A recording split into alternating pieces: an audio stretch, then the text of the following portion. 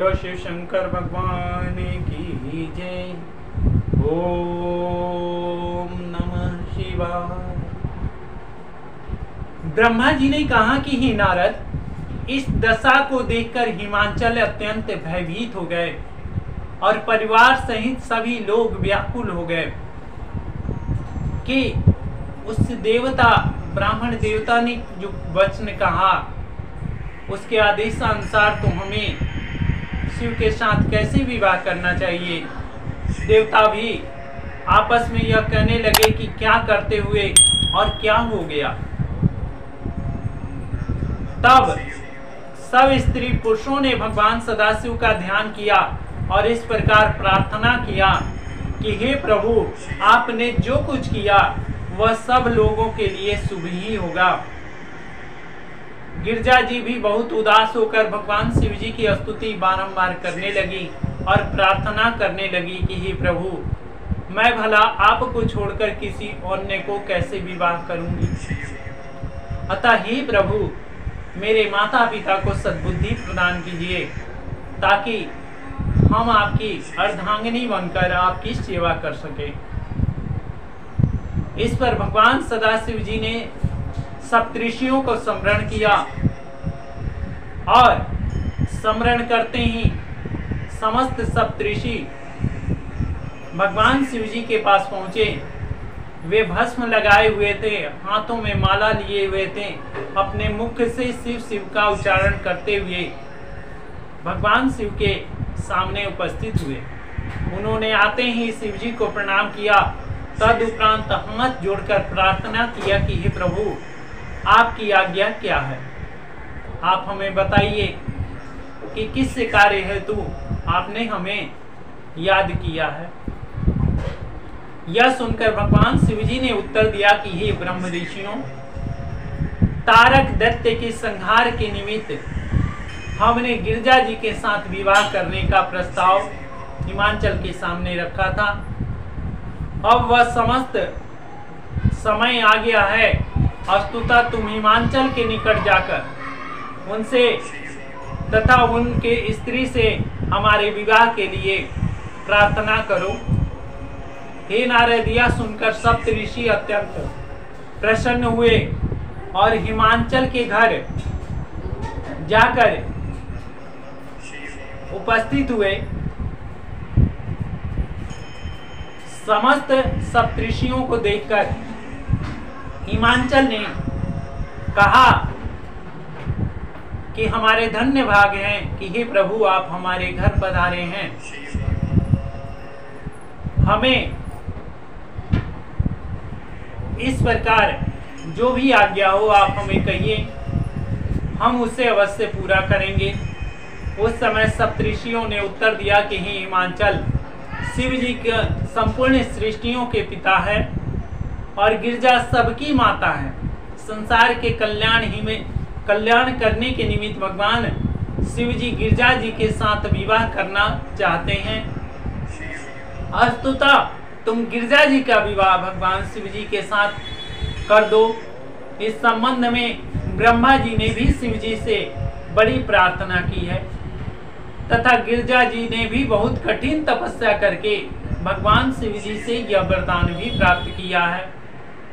शिव जी यह विवाह करने को भी प्रस्तुत हैं। जिस समय सप्तऋषियों ने हिमांचल से इस प्रकार की बातें कही, उसी समय अगस्त ऋषि की पत्नी लोपामुद्रा, जो सप्तऋषियों में महान ऋषि थे, अगस्त जी उनकी पत्नी थी, और वशिष्ठ मुनि की पत्नी अरुंधति जी मैना जी के समीप जा पहुंची। उन्होंने देखा कि मैना महामलिन वस्त्र धारण किए हुए अत्यंत दुखी हो कुप भवानी की पृथ्वी पर लेटी हुई है। यह देखकर उन्होंने मैना से कहा कि हे मैना, तुम उठकर हमारी बात को अवश्य सुनो।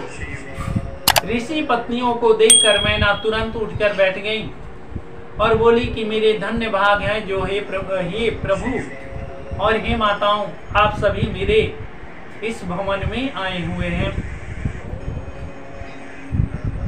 अतः जो आपने यहाँ पधार कर मेरे ऊपर कृपा किया है, आप मुझे जो भी आज्ञा प्रदान करेंगे हम उसे अवश्य मानेंगे। यह सुनकर अरुंधति जी ने कहा कि हे मैना, देखो हिमांचल गिरजा जी का विवाह शिव जी के साथ करना चाहते हैं, तुम इससे अप्रसन्न क्यों हो? क्या तुम शिव जी को नहीं पहचान पाती कि तीनों लोकों के स्वामी और सर्वश्रेष्ठ भगवान सदाशिव ही इस संसार के कर्णधार हैं। इस प्रकार शिव जी की महिमा का बहुत कुछ वर्णन करने के उपरांत दोनों ऋषि पत्नी मैना को साथ लेकर हिमांचल की सभा में जा पहुंचे। वहां पहुंचकर मैना ने सप्तऋषियों को प्रणाम किया। फिर वह अपने पति के चरणों का ध्यान धरती हुई अरुंधति जी के समीप जा पहुंची और उस समय सप्तऋषियों ने हिमांचल से भी इस प्रकार कहा कि हे हिमांचल, इस संसार में भगवान सदाशिव के समान आपकी पुत्री का हाथ पकड़ने वाला, उनसे विवाह करने वाला, उनका पानी ग्रहण करने वाला कोई भी नहीं है और इतनी प्रबल इच्छा इस भगवान सदाशिव की ही माया है। अतः हे हिमांचल, आप उन्हीं से विवाह कीजिए और अपना धन्य भाग्य बनाइए। बोलो शिव शंकर भगवान की याचना नहीं करेगा, कोई गुणकारी औषधि रुचि कर नहीं लगती। इस संसार में सभी रोगी अपने ही जैसा, अपने मन की भांति जैसा ही वह रोग की दवा मांगते हैं। यह कहकर ब्राह्मण रूपधारी भगवान शिव वहां से चले गए।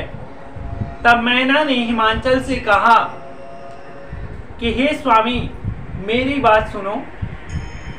जो अंत को अच्छी फलदायक होती है, आपको यह उचित है कि सब पर्वतों को बुलाकर उनको उस ब्राह्मण रूपधारी की कथा को अवश्य उनसे सुनाएं और उनसे परामर्श लें कि हमें अपनी पुत्री का विवाह किसके साथ करना चाहिए। तब जब तक यह बात स्पष्ट नहीं होगी, मुझे बहुत ही भय बना रहेगा। आप भी ब्राह्मण की बात को अच्छी तरह विचार कर लीजिए। यदि ऐसा नहीं किया गया तो मैं घर को त्याग कर वन में चली जाऊंगी और वहीं जाकर रहूंगी या फिर विष खाकर अपने प्राण को त्याग दूंगी। मैना यह कहकर अत्यंत कुपित होकर कोप भवन में चली गई और पार्वती जी को भी साथ में ले गई। हिमांचल तथा मैना का यह चरित्र देख अत्यंत दुखी हुई तथा उसके पास जाकर अनेक प्रकार से समझाने लगे। उन्होंने समझाते हुए कहा कि तुम इस प्रकार कोप भवन में क्यों पड़ी हो। फिर हिमांचल बड़े आश्चर्य में पड़कर सोचने लगे कि शिव जी ने यह कैसा चरित्र किया है। अतः बोलो शिव शंकर भगवान की जय। और मेरे प्यारे शिवभक्तों, कथा में हमने आपसे पहले प्रश्न किया था कि संसार में कौन सी ऐसी जगह है जहां माया नहीं व्याप्ति। तो वह संसार में एक ऐसी जगह है जिसे हम श्मशान घाट कहते हैं। वहां जाने पर सभी माया अपने दरवाजे से बाहर हो जाती है और वहां पर माया किसी को भी नहीं व्यापती। बोलो शिव शंकर भगवान की जय।